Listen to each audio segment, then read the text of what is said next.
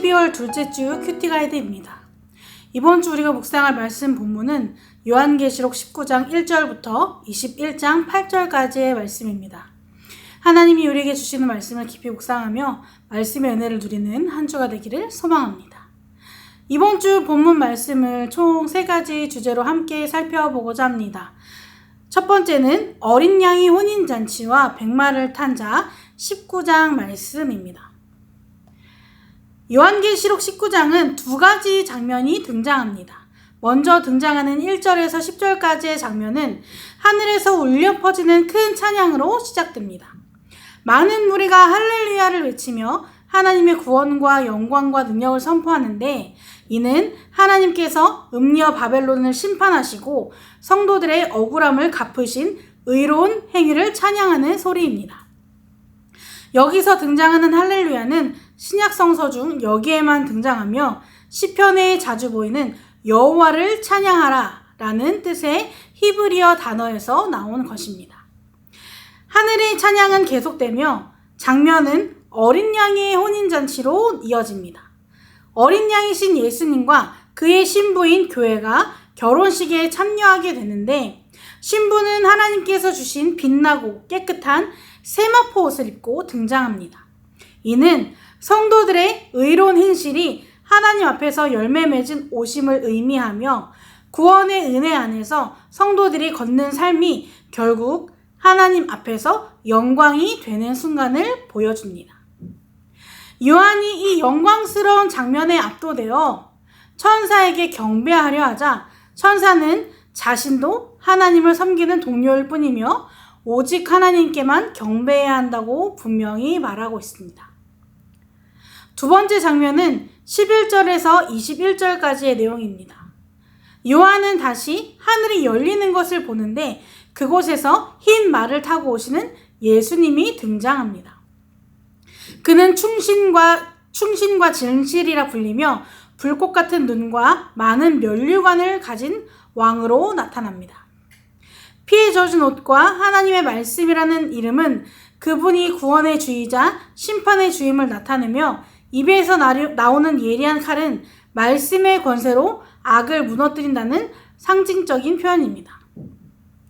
14절에 보면 하늘의 군대가 따르는 것을 볼 수 있는데, 이들은 앞서 등장한 어린 양의 신부이며, 한 가지 특징은 무게를 들었다는 표현이 없다는 것입니다. 이들이 무장을 하지 않은 모습은 승리의 주체가 오직 그리스도 한 분임을 보여줍니다. 결국 짐승과 거짓 선지자는 아무 힘도 쓰지 못하고 체포되어 불못에 던져지고, 그들을 따르던 자들도 하나님의 진노의 심판을 받게 됩니다. 이렇게 하나님을 대적하는 모든 세력이 완전히 패배하며 그리스도의 공의로운 승리가 온전히 드러나게 됩니다. 하나님은 악을 외면하지 않으시며 반드시 심판하시고 의를 세우시는 분이십니다. 또한 그리스도의 재림은 두려움이 아니라 성도를 위한 구원과 위로의 날이며, 우리가 힘으로 싸우기보다 말씀에 순종하며 주님의 뒤를 따르는 삶이 참된 승리의 길임을 보여줍니다. 이 19장은 모든 상황 속에서 하나님을 예배하며 다시 오실 주님을 바라보는 신실한 삶으로 우리를 초대합니다. 말씀을 묵상하시면서 우리는 어린 양의 혼인잔치에 참여할 신부로 살아가고 있는지 묵상해 보시기 바랍니다. 하나님은 세상을 반드시 심판하시고 끝까지 믿음을 지킨 자들을 심판으로부터 구원하시며 영광스러운 혼인잔치에 초대하십니다. 그리고 마침내 주님을 통해 영광의 승리를 보게 하십니다. 굳건히 믿음을 지키며 말씀의 순종함으로 나아갈 때, 우리보다 앞서가시는 주님의 뒤만 따를 때 주님이 다시 오시는 날 영광스러운 자리에 가게 될 것입니다. 두 번째는 20장 말씀입니다. 사탄의 결박, 마지막 전투, 그리고 심판입니다. 요한은 먼저 하늘에서 내려온 천사가 큰 사슬로 용, 곧 사탄을 붙잡아 1000년 동안 결박하는 장면을 보게 됩니다. 사탄을 결박하여 무적행에 던져놓고 1000년이 다 끝날 때까지 민족들을 더 이상 속이지 못하게 만든 것입니다. 이 결박은 사탄의 존재가 사라졌다는 뜻이 아니라 하나님께서 그 활동을 강하게 제한하시는 주권적 통치의 표현입니다. 그런데 3절 마지막 부분을 보면 천년이 다 끝날 때쯤 사탄이 잠시 다시 풀려날 것이라고 말하고 있습니다. 그 이유는 7절과 10절 사이에 나오는데 이 잠시 풀려나는 시간은 사탄의 최후를 위한 시간입니다. 요한은 이어서 또 다른 장면을 보게 됩니다. 바로 임금의 자리와 그 자리에 앉아있는 사람들이었습니다. 이 사람들은 심판할 권한을 가진 사람들이었습니다. 그리고 또 다른 사람들의 영혼을 보았는데 이 사람들은 예수님의 증인으로 살다가 순교한 사람들이었습니다. 이들은 끝까지 믿음을 지킨 신실한 사람들이었습니다. 그래서 이들은 다시 살아나서 1000년 동안 예수님과 함께 임금으로 다스렸습니다. 이들은 첫째 부활에 속한 자들로 이들에겐 두 번째 죽음은 없습니다. 이것은 순교자만이 아니라 고난 가운데서도 믿음을 지킨 모든 성도에게 주어진 영적 승리와 영광을 의미하기도 합니다. 하나님은 세상의 압박 속에서도 끝까지 신실함을 잃지 않은 성도들을 높이시며 그리스도와 함께 다스리는 존귀한 자리로 들어오게 하십니다. 그리고 나서 앞서 언급한 것처럼 1000년이 끝날 때 사탄이 잠시 풀려나게 됩니다. 그는 셀 수 없이 많은 무리를 모아 하나님의 백성을 대적하게 하지만 하나님은 전쟁이 벌어지기도 전에 하늘에서 불을 내려 그들을 소멸시키셨습니다. 사탄은 짐승과 거짓 선지자가 있는 불못에 던져져 영원한 형벌을 받게 되고 결국 악의 권세는 완전히 끝나게 됩니다. 이 장면은 하나님께서 악을 잠시 허용하실지라도 반드시 심판하시고 정의를 이루시는 분임을 분명하게 보여줍니다.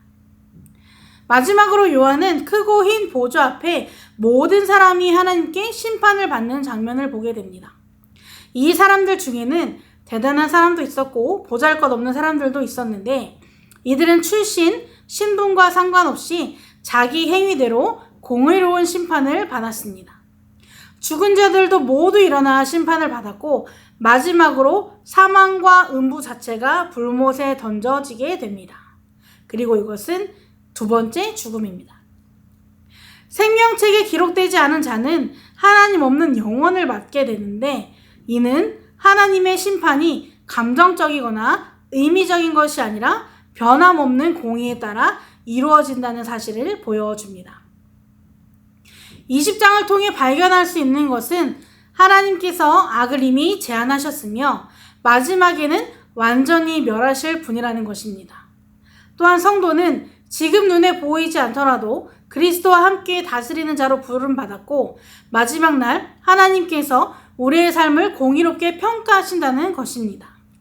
말씀을 묵상하시면서 우리의 삶을 다시 한번 점검하며 구원받은 성도로서 그에 합당한 삶을 살아가고 있는지 또 구원받은 것에 감사하며 그것을 삶으로 드러내고 있는지 묵상해 보시기 바랍니다. 믿음의 행위는 무언가를 위해 의도적으로 하는 것이 아닌 구원받은 이들에게 자연스럽게 따라오는 것입니다.